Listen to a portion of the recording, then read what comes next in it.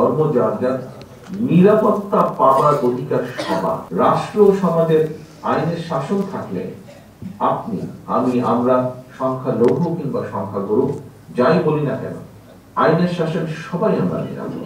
আইনের শাসন না থাকলে আমরা কেউই নিরাপদ না, যেটি কদিন আগেও সত্য বলেছিল মানুষের কাছে। গত 15 বছরের ফ্যাসিবাদী শাসনকালে কিন্তু সবচেয়ে বড় উদাহরণ 15 বছরে যা হয়েছে আমরা দেখেছি। দেশে আইনের শাসন ছিল না বলেই কিন্তু প্রধান বিচারপতি হয়েও এস.কে. সিনহাকে অবিচারের শিকার হতে হয়েছিল। পলাতক স্বৈরাচারের আমলে দেশে আদালত আর আইনাঘর প্রায় একাকার হয়ে গিয়েছিল।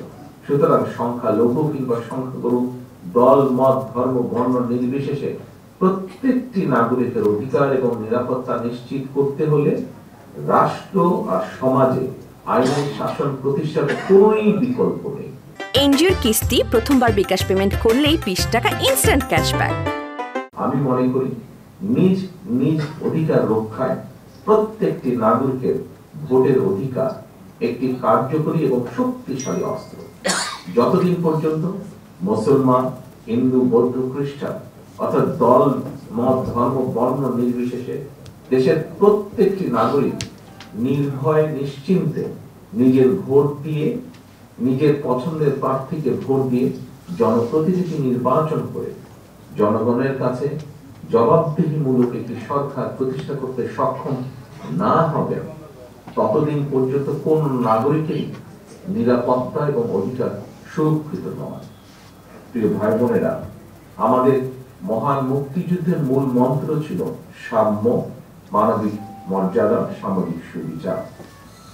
ধর্ম, বর্ণ নির্বিশেষে বিশ্বাসী বলুন, অবিশ্বাসী বলুন কিংবা সংশয়বাদী প্রত্যেকটি নাগরিক রাষ্ট্র আর সমাজে যার যার ধর্মীয়, রাজনৈতিক, সামাজিক, সাংস্কৃতিক অধিকারগুলো স্বচ্ছন্দে বিনা বাধায় উপভোগ করবেন, এমন একটি স্বাধীন রাষ্ট্র সমাজ বিনির্মাণের জন্যই মুক্তিযোদ্ধারা লাখো প্রাণের বিনিময়ে বাংলাদেশ স্বাধীন করেছেন।